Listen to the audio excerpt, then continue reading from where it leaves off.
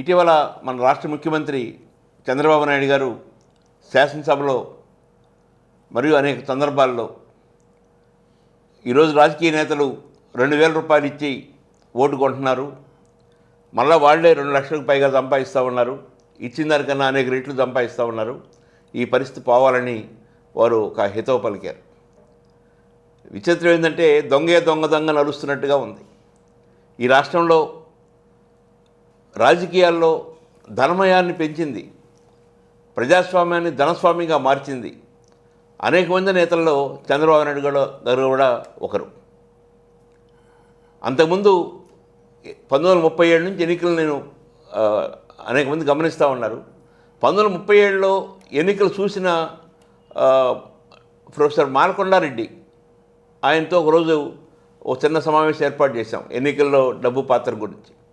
ఆయన చెప్పాడు, నేను 1937లో 5-6 సంవత్సరాల వయసు ఉన్నవాడిని, ఆ రోజు ఎన్నికలు జరిగింది నేను చూశాను. ఆనాడు దళితులు, గిరిజనులు, పేదలు వాళ్ళకి ఎన్నికల్లో నుంచున్న వాళ్ళు సపరేట్గా ఒక టెంట్లో భోజనాలు పెట్టేవాళ్ళు. అంటే ఆ భోజనాలు తినడానికి వచ్చేవాళ్ళు.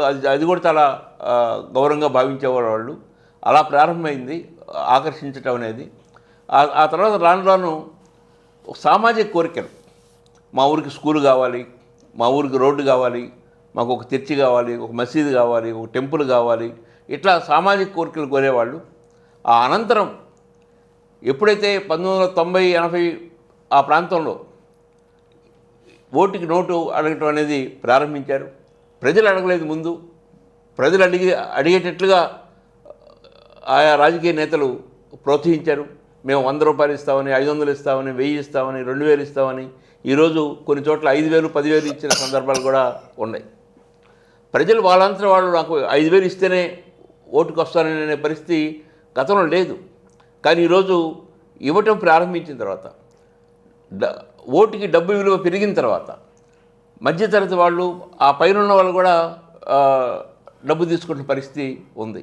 ఒక అంచనా ప్రకారం దాదాపు 80% మంది ఓటర్లు ఆయా రాజకీయ పార్టీల నుంచి డబ్బు తీసుకుంటున్నారు. ఒక పార్టీ నుంచి కాదు, 2-3 ప్రధాన పార్టీలు పోటీ చేస్తుంటే 2-3 ప్రధాన పార్టీల దగ్గర డబ్బు తీసుకొని తనకు నచ్చిన పార్టీకి ఓటేస్తున్నారు. నచ్చిన పార్టీ కంటే డబ్బులు ఇవ్వని పార్టీకి ఓటేయటం లేదు, డబ్బులు ఇచ్చిన పార్టీల్లో తనకు నచ్చిన అభ్యర్థికి ఓటేసిన పరిస్థితి ఉంది. సో ఈ పరిస్థితి ప్రపంచంలో ఎలా ఉంది, మన దేశంలో ఈ పరిస్థితి మారాలంటే ముఖ్యంగా ఆంధ్రప్రదేశ్ ఎందుకు అనుకుంటున్నామంటే అత్యధిక ఎన్నికలు ఏం జరుగుతున్న రాష్ట్రం ఆంధ్రప్రదేశ్. అందువలన ఈ మార్పు రావాలంటే అటు ఓటర్ నుంచి, రాజకీయ పార్టీల నుంచి ఎలాంటి మార్పులు జరగాలి. ఇది ఒక పెద్ద విషియస్ సర్కిల్, సుడిగుండం. చెట్టు ముందా, విత్తు ముందా? రాజకీయ నాయకులు ఇస్తే తీసుకుంటున్నారా, ప్రజలు అడిగితే ఇస్తున్నారా? ఇది చాలా క్లిష్టమైన ప్రశ్న. నాకు 1962 నుంచి ఎన్నికల గురించి చాలా అవగాహన ఉంది. నేను 62 నుంచి చూస్తూ ఉన్నాను. 62, 67 ఆ ప్రాంతంలో మరీ పేదవాళ్ళు 10 రూపాయలు తీసుకొని ఓటేయడం నాకు తెలుసు. 10 రూపాయలే. అది రాను ఇప్పుడు 2,000, 3,000, 4,000, 5,000 దాకా వెళ్ళిపోయింది. ఇంకా బాధాకరమైన విషయం ఏంటంటే లెజిస్లేటివ్ కౌన్సిల్కి జరిగే గ్రాడ్యుయేట్స్ కాన్స్టిట్యుయెన్సీ, టీచర్స్ కాన్స్టిట్యుయెన్సీ ఎలక్షన్స్లో కూడా ఓటర్స్ డబ్బు అడుగుతున్నారు. ముఖ్యంగా టీచర్స్ కాన్స్టిట్యుయెన్సీలో 2,000 ఇస్తారా, 10,000 ఇస్తారా, కంప్యూటర్ ఇస్తారా అని ఓపెన్గా అడుగుతున్నారు. ఇది నాకే జరిగింది. 2006లో నేను కంటెస్ట్ చేసినప్పుడు శాసన మండలికి నన్ను 2-3 కాలేజీల వాళ్ళు డైరెక్ట్గా ఓపెన్గా అడిగారు. నాకు చాలా ఆశ్చర్యం వేసింది. ఒక్కోళ్ళు ఆ రోజుల్లోనే 70,000, 80,000 రూపాయల జీతాలు తీసుకుంటున్న వాళ్ళు అడగటం. అలాగా మొత్తం మీద వాళ్ళ ఓటుకి డబ్బు తీసుకోవడం అనేది పెద్ద తప్పుగా భావించిన రోజులైపోయింది. మనం చూసాం తెలంగాణలో రేవంత్ రెడ్డి గారు డబ్బులు ఇస్తూ పట్టుబడి ఆ కేసు ఇంకా నడుస్తూనే ఉంది.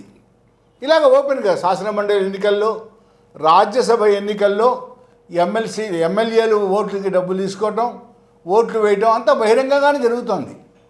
అదంతా ఒక చర్చ అయితే చంద్రబాబు నాయుడు గారు దీనికి ప్రస్తావించడం చాలా చైల్డిష్గా ఉందేమో అనిపించింది నాకైతే.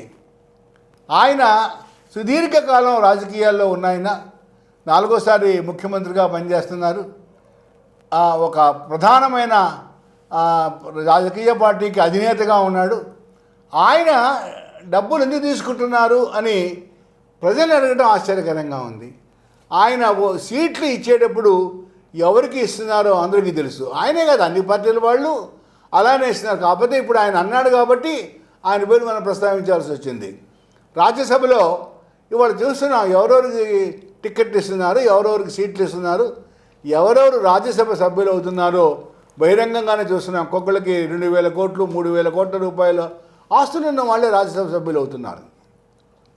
మరలా ఇది చంద్రబాబు నాయుడు గారు ప్రస్తావించిన విషయానికి వస్తే ఇవాళ ఓటర్లు ఎలా అనుకుంటున్నారంటే మనం డబ్బు తీసుకోకుండా ఓటు వేసినా కూడా వాళ్ళేమీ డబ్బు సంపాదించకుండా ఉండటం లేదు, వాళ్ళ జేబులో డబ్బు ఇవ్వటం లేదు, వాళ్ళు అక్కడక్కడ కొట్టకొచ్చిన డబ్బే మనకి ఇస్తున్నారు కాబట్టి తప్పు లేదని ఓటర్లు బహిరంగంగా చెబుతున్నారు. ఇది పోవాలి అంటే ఓట్లు టికెట్ ఇచ్చే చంద్రబాబు నాయుడు గారు లాంటి వాళ్ళు ఎలక్షన్ల ముందు ప్రజల ముందుకు వచ్చి మేము అవినీతి చేయము, ఏ వ్యాపారస్తుల దగ్గర ఏ పారిశ్రామికవేత్త దగ్గర క్విట్ ప్రోకోలు తీసుకోము, కిక్ బ్యాక్స్ తీసుకోము, పారదర్శకంగా మా విధులు మేము నిర్వహిస్తాము అని మీకు హామీ ఇస్తున్నాం, ప్రమాణం చేస్తున్నామని కనుక ప్రజలకు కనుక చెప్పగలిగితే బహుశా చంద్రబాబు నాయుడు గారు పార్టీ కనుక చెప్తే చచ్చినట్లు మిగతా పార్టీలు వైఎస్ఆర్ కాంగ్రెస్ కావచ్చు, భారతీయ జనతా పార్టీ కావచ్చు, లేదా టీఆర్ఎస్ కావచ్చు, ఎవరైనా సరే వాళ్ళు కూడా ప్రమాణాలు చేయవలసిన పరిస్థితి సమాజంలో ఏర్పడుతుంది. కాబట్టి రాజకీయ పార్టీలే ముందు హామీ ఇవ్వాలి, ప్రమాణాలు చేయాలి, ప్రమాణాలు చేసి ఓటర్లని డబ్బు తీసుకోవద్దు అని ఆశించడం తప్పులేదు. మనం చూసిన తమిళనాడులో గెలిచిన ముఖ్యమంత్రి అయిన విజయ్ డబ్బు ఏమి ఇవ్వలేదు, అయినా కూడా గెలిచాడు. ఇక్కడ కూడా అక్కడక్కడ అభ్యర్థులు డబ్బులు ఖర్చు పెట్టకుండా కూడా గెలుస్తున్నారు. అక్కడ దానికి దక్షిణ భారతదేశం, ఉత్తర భారతదేశం. ఉత్తర భారతదేశంలో ఈరోజు కూడా లోక్సభలో గెలవాలంటే 10-15 లక్షల రూపాయలు ఉంటే సరిపోతుంది. కానీ ఆంధ్రప్రదేశ్, కర్ణాటక, తెలంగాణ ఈ రాష్ట్రాల్లో కనీసం 100 కోట్లు, ముఖ్యంగా ఆంధ్రప్రదేశ్ 150 కోట్లు 200 కోట్లు ఖర్చు పెట్టగలిగిన శక్తి ఉన్నదా అని టిక్కెట్లు ఇచ్చే రాజకీయ పార్టీలు ఓపెన్గానే అడుగుతున్నాయి. కేరళలో ఎప్పుడు కూడాను 15 లక్షల కన్నా ఎక్కువ ఖర్చు పెట్టరు లోక్సభకి. కానీ తెలంగాణ, ఆంధ్రప్రదేశ్, కర్ణాటక, మహారాష్ట్ర లాంటి ఈ రాష్ట్రాల్లో డబ్బు విపరీతంగా తిరుగుతుంది. కాబట్టి ఇది పోవాలి అంటే ముందు రాజకీయ పార్టీలు ప్రజల్లోకి వచ్చి మేము అవినీతి చేయము, మీరు డబ్బులు అడగండి, మేము ఇవ్వమని ప్రమాణాలు చేస్తే, చర్చిల్లో, మసీదుల్లో, గుళ్ళల్లో ప్రమాణాలు చేసి ఓటర్ల దగ్గర నుంచి ఆశిస్తే చాలా బాగుంటుంది. ఇప్పుడు ఎలా 2 నెలల్లో మళ్ళీ స్థానిక ఎన్నికలు రానున్నాయి. ఈ స్థానిక ఎన్నికల ముందు ప్రధాన రాజకీయ పార్టీలు చంద్రబాబు నాయుడు గారు లీడ్ తీసుకొని ప్రజలకి ప్రమాణాలు చేసి హామీలు ఇస్తే బాగుంటుందని భావిస్తున్నాను.